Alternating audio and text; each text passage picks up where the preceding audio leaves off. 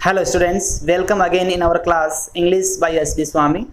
Dear students, आज की class में हम पढ़ रहे हैं क्लास 12th फ्लेमिंगो बुक से पोइट्री सेक्शन में poem second an elementary school classroom in a slum. और आज हम इसका सेकंड पार्ट पढ़ रहे हैं क्योंकि फर्स्ट पार्ट हम इसका पढ़ चुके हैं। और आगे बढ़ने से पहले मैं चाहूँगा कि आप इस चैनल को सब्सक्राइब कर लें और साथ ही बेल आइकन भी प्रेस कर दें और उसमें ऑल का ऑप्शन सेलेक्ट कर लें, जिससे आपको ये फ़ायदा होगा कि आपको आगे आने वाले सभी वीडियोज़ की नोटिफिकेशन आप तक पहुंच जाएगी। और सब्सक्राइब करने के बाद आप मेरे चैनल की प्लेलिस्ट ओपन कर सकते हैं और उसमें आप क्लास 12th के फ्लेमिंगो बुक के प्रोज सेक्शन के पोइट्री सेक्शन के काफ़ी चैप्टर्स के वीडियो मैंने बना दिए हैं, वो देख सकते हैं। और आपकी राइटिंग्स के भी मैंने वीडियो बना दिए हैं, वो भी आप देख सकते हैं। और इस पोइम का जो फर्स्ट पार्ट है उसका लिंक मैं इस वीडियो के डिस्क्रिप्शन में भी डाल दूंगा, वहाँ से भी आप इस पोइम के फर्स्ट पार्ट को देख सकते हैं। अब मैं आपको जो हमने पोइम के फर्स्ट पार्ट में पढ़ा था, इस पोइम का स्टेंजा फर्स्ट और सेकंड, उसके बारे में बता देता हूँ। इस पोइम के फर्स्ट स्टेंजे में पोइम के राइटर स्टेफन स्पेंडर स्लम में रहने वाले जो बच्चे हैं, झुग्गी झोंपड़ियों में रहने वाले, गंदी बस्ती में रहने वाले जो बच्चे हैं, उनकी शारीरिक स्थिति के बारे में बताते हैं और वे किस प्रकार से दिखाई देते हैं, उनका अपीयरेंस कैसा है, ये सब वो फर्स्ट स्टेंजा में बताते हैं। इसके सेकंड स्टेंजा में पोइट जो स्लम में जो स्कूल है उसका जो क्लासरूम है उसके बारे में बताते हैं। उस क्लासरूम में ऐसे कई चित्र हैं जिनमें शेक्सपियर का चित्र है, उषा काल के समय के आकाश का चित्र है, और शहरों में जो बड़े बड़े गुंबद होते हैं उस प्रकार के चित्र है, उसमें घंटियों के चित्र है, फूलों के चित्र हैं, और टायरोलिस वैली का भी उसमें चित्र है। टायरोलिस घाटी जो ऑस्ट्रिया की सबसे फेमस घाटी है, सुनहरी घाटी है, उसका चित्र है। और उसमें मैप भी लगा रखा है जो पूरे संसार को दिखाता है, लेकिन वो मैप, वो सारे चित्र इन बच्चों के जीवन से बिल्कुल अलग है, क्योंकि इन बच्चों का जीवन तो बिल्कुल अंधकारमय है। ये इन गंदी बस्ती में झुग्गी झोंपड़ियों में रहते हैं, ये उन चीज़ों का कभी भी आनंद नहीं ले सकते हैं। वह जो मैप है जिसमें संसार को दिखाया गया है वो उन बच्चों का संसार नहीं है। इनका संसार तो ये झुग्गी झोंपड़ियाँ ही है, ये गंदी बस्ती है। जो मैप क्लास में दिखाया गया था वो मैप इन बच्चों की बिल्कुल भी काम का नहीं था। अब इस पोएम का थर्ड स्टेंजा स्टार्ट करते हैं। देखिए, क्लास 12th फ्लेमिंगो बुक से हम पोइट्री सेक्शन में आज इस पोएम का पार्ट सेकंड पढ़ रहे हैं। Poem second, an elementary school classroom in a slum. देखिए स्टेंजा थर्ड, देखिए, surely Shakespeare is wicked, the map a bad example, with ships and sun and love tempting them to steal. देखिए इस stanza की first line देखिए, surely Shakespeare is wicked. Surely का अर्थ होता है निश्चित रूप से। शेक्सपियर इज विक्ड, विक्ड का अर्थ होता है कनिंग, चतुर। निश्चित रूप से शेक्सपियर चतुर है, क्योंकि शेक्सपियर इन बच्चों के किसी काम का नहीं है। शेक्सपियर की जो रचनाएं हैं, शेक्सपियर की जो राइटिंग्स है, उनमें सौंदर्य, प्रेम आदि दर्शाया गया है, लेकिन ये इन बच्चों के जीवन में दूर दूर तक नहीं है। तो शेक्सपियर का इन बच्चों से कोई भी संबंध नहीं है। The map a bad example, और क्लास में जो मैप लगाया गया था, संसार का जो मैप लगाया गया था, वो मैप इन बच्चों के जीवन से कोई संबंध नहीं रखता है। ये मैप है वो इन बच्चों के लिए एक बुरा उदाहरण है। ये मैप है, ये इन बच्चों के लिए एक बुरा उदाहरण पेश कर रहा है। कैसे कर रहा है देखिए, with ships and sun and love tempting them to steal, क्योंकि उस मैप में शिप्स है, जहाज है, सन का यहाँ मतलब रोशनी से है, लव प्रेम दर्शाया गया है। उस मैप में, उस संसार में, उस मैप में जो संसार दिखाया गया है, उस संसार में विकास, सौंदर्य और प्रेम को दर्शाया गया है। लेकिन इन बच्चों के जीवन में इस प्रकार की कोई चीज़ नहीं है, क्योंकि इन बच्चों का जीवन तो एकदम अंधकार में है, क्योंकि इन बच्चों को आगे बढ़ने के लिए कोई भी अवसर प्राप्त नहीं होते हैं। वो मैप इन बच्चों के किसी काम का नहीं है और वो मैप इन बच्चों के सामने एक बैड एग्जाम्पल प्रस्तुत कर रहा है, बुरा उदाहरण प्रस्तुत कर रहा है। कैसे कि with ships and sun and love tempting them to steal, और वो मैप है वो विकास समृद्धि से संबंधित है और उस मैप में जो चीज़ें हैं इन बच्चों को अवेलेबल नहीं होती है और वे वस्तुएं यदि ये बच्चे प्राप्त नहीं कर पाते हैं तो ये बच्चे फिर टेम्पटिंग होते हैं, लालायित होते हैं उन्हें प्राप्त करने के लिए, और यदि वो सही तरह से उन्हें नहीं मिलती है तो व्यक्ति उन्हें प्राप्त करने का दूसरा तरीका निकालता है और वो दूसरा तरीका क्या होता है? स्टील, चोरी करना। तो इन मैप के द्वारा ये बच्चे लालायित होते हैं इन चीज़ों को प्राप्त करने के लिए, सौंदर्य को, प्रेम को प्राप्त करने के लिए, और मैप में संसार में जो सौंदर्य की चीज़ें हैं उनको प्राप्त करने के लिए फिर वो लालायित होते हैं। इनको जब नहीं मिलती है तो और फिर वो चोरी करने के लिए लालायित हो जाते हैं, ललचाने लग जाते हैं। इस प्रकार ये मैप है इन बच्चों के लिए एक बैड एग्जाम्पल है, बुरा एग्जाम्पल है। Four lives that slyly turn in their cramped halls। देखिए इस स्टेंजा की थर्ड लाइन देखिए, फोर लाइव्स उनका जीवन, लाइव यानी जीवन, देट जो slightly turn in their cramped halls, slightly होता है चुपचाप, टर्न इन चले जाते हैं देयर क्रैम्प्ड हॉल्स, क्रैम्प्ड का मतलब होता है तंग या संकरा, हॉल्स का मतलब इनके घरों से है, इनकी झुगी झोंपड़ियों से है कि वे अपना जीवन है वो चुपचाप अपने घरों में, तंग घरों में, संकड़े घरों में जाकर के, संकड़े झोंपड़ों में जाकर के बिताते हैं। From fog to endless night, और इस धुंध से भरे हुए जीवन के साथ, इस अंधकार से भरे हुए जीवन के साथ इनकी जो रात है वो एंडलेस होती है, इनकी रात का कोई अंत नहीं होता है। एंडलेस नाइट का मतलब ये भी है कि इनका जो जीवन है अंधकार से परिपूर्ण है, इनके जीवन में जो अंधकार है, अंधेरा छाया हुआ है, वो अनंत तक है, ये कब दूर होगा इसका कोई पता नहीं है। एंडलेस नाइट होती है, कब पूरा होगा, कब उनके जीवन में रोशनी आएगी इसका भी कोई पता नहीं है। ऑन देयर स्लेग हीप्स, और इन बच्चों के जो घर हैं, इनके जो झुगी झोंपड़ियां हैं, इनके जो झोंपड़े हैं, वो स्लेग जो धातु अवशेष है, स्लेग होता है धातुमल, स्लेग यानी धातुमल, मतलब धातु को गलाने के बाद में जो अवशेष बचता है, जो पदार्थ बचता है, उनके जो ढेर है, हीप का अर्थ होता है ढेर, उन ढेरों पर इनका घर है। These children wear skins peeped through by bones, और इन बच्चों की जो स्किन है उसके अंदर से इनकी हड्डियां बाहर झांकती हुई दिखाई देती है।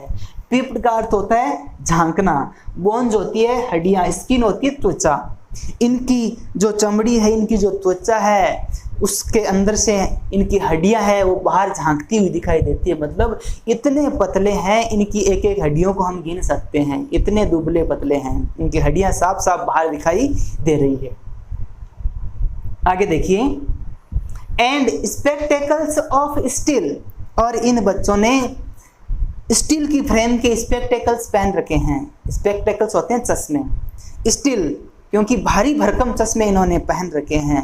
आजकल कोई भी भारी भरकम चश्मा पहनना पसंद नहीं करता है, सब लाइट वेटेड जो हल्का चश्मा होता है, लाइट वेट वाला होता है, उसको पहनना पसंद करते हैं। लेकिन ये भारी भरकम स्टील की फ्रेम वाला चश्मा इन्होंने पहन रखा है।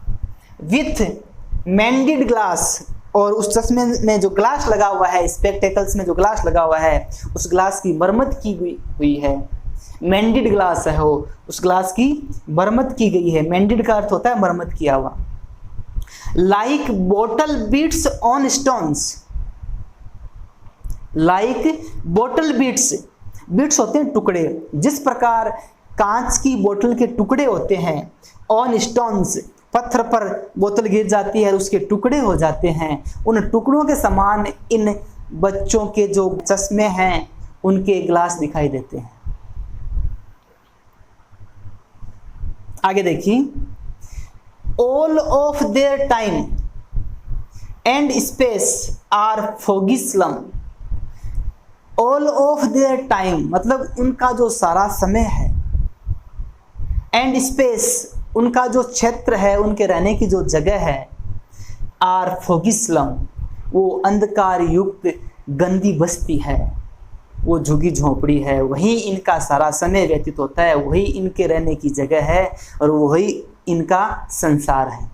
So blot their map with slums as big as doom, इसलिए सो यानी इसलिए, ब्लॉट देयर मैप, उस मैप को मिटा दो जो इनकी क्लास में लगा हुआ है, उस मैप को मिटा दो। ये मैप इनको बाहरी संसार को दिखा रहा है और उस बाहरी संसार से इनका कोई लेना देना नहीं, इनका संसार तो ये झुगी झोंपड़ियां, ये स्लम ही है।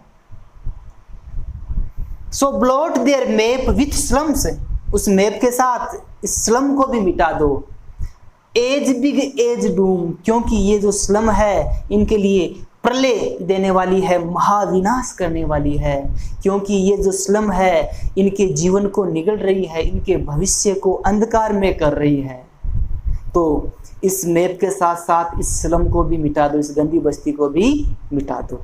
तो इस थर्ड स्टेंजा में हमने पढ़ा कि इसमें पॉइंट बता रहे हैं कि ये जो मैप है क्लास में इनके किसी काम का नहीं है। मैप इनके सामने एक ब्लड एग्जाम्पल प्रस्तुत कर रहा है, जिससे ये मैप में जो अच्छी अच्छी चीज़ें हैं और जो बाहरी जो चीज़ें हैं उनको चुराने के लिए वो लालायित हो रहे हैं।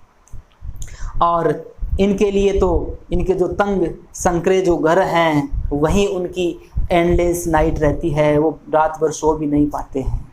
और ये इतने दुबले पतले हैं कि इनकी त्वचा के बाहर इनकी हड्डियाँ, उनके त्वचा के अंदर से इनकी हड्डियाँ बाहर दिखाई देती है, हड्डियाँ बाहर झांकती रहती है, मतलब इतने दुबले पतले हैं कि हड्डियाँ साफ साफ दिखाई देती है। और लास्ट में पॉइंट कहते हैं कि इनका पूरा समय और इनका जो स्थान है रहने का वो फोगी स्लम है, धुंध से भरा हुआ, अंधकार से भरा हुआ, यही गंदी बस्ती है।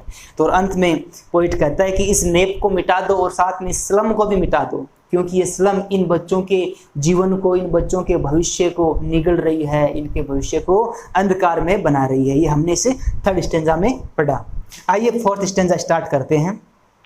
और फोर्थ स्टेंजा में पॉइंट है, समाज से अपील करता है कि इनको मुख्य धारा में लाने की कोशिश करें, ताकि ये भी अन्य बच्चों के समान शिक्षा ग्रहण कर सकें, ज्ञान प्राप्त कर सकें और अपने जीवन को अच्छी तरह से जी सकें।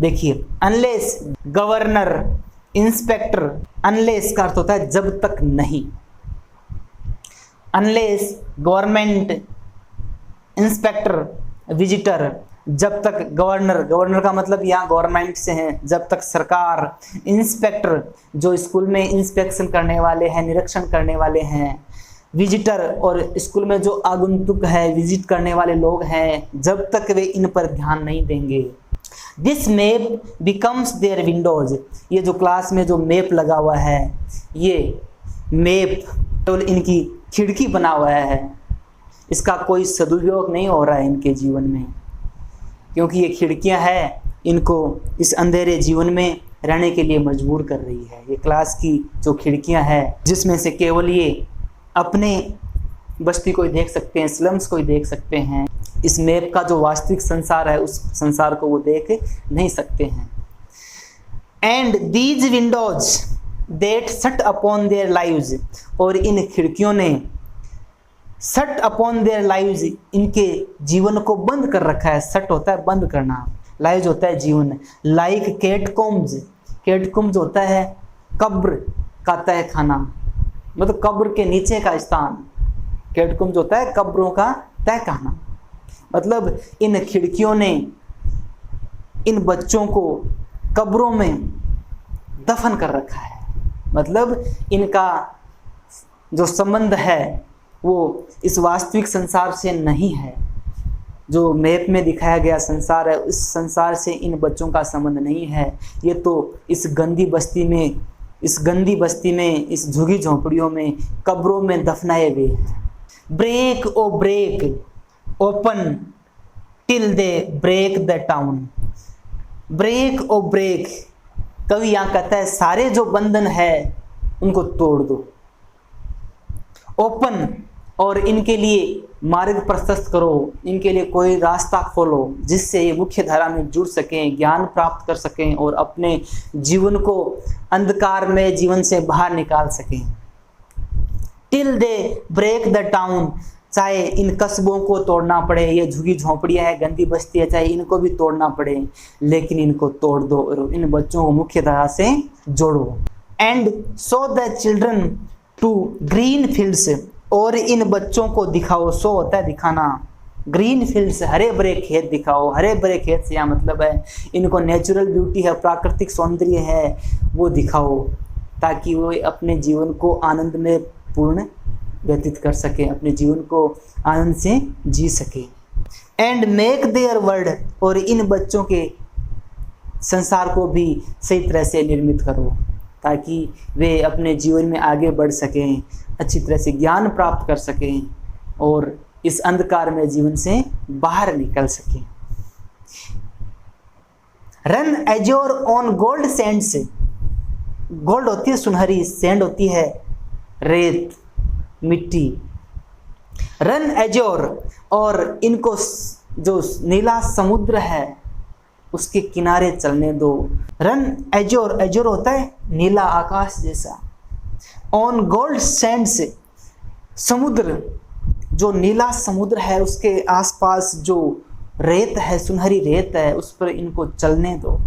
मतलब इनको इस गंदी बस्ती से, झुगी झोंपड़ियों से बाहर निकालो और आनंद में, प्रसन्नता के जीवन में इनको ले जाओ।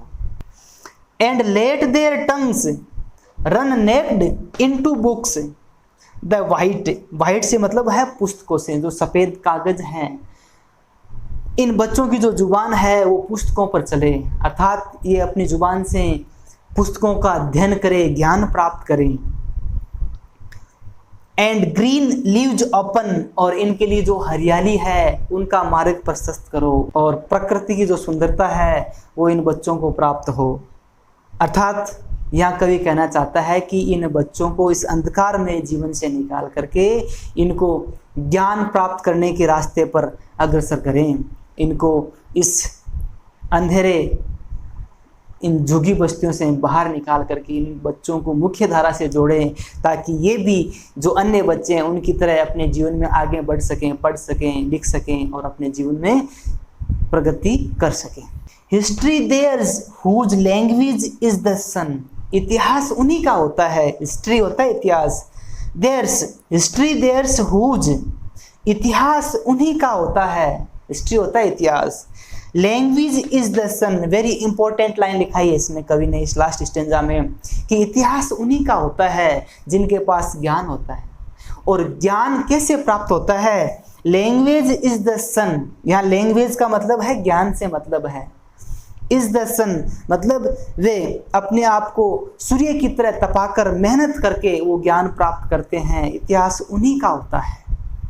और इसलिए कवि पूरे समाज से, गवर्नमेंट से, इंस्पेक्टर से और विजिटर से ये अपील करता है कि आप इन बच्चों के लिए कुछ करें, जिससे इस प्रकार की जो सिचुएशन है, इन झुगी झोंपड़ियों से, इन गंदी बस्तियों से वो बाहर आ सकें और अपने जीवन में आगे बढ़ सकें और शिक्षा की मुख्य धारा से जुड़ सकें।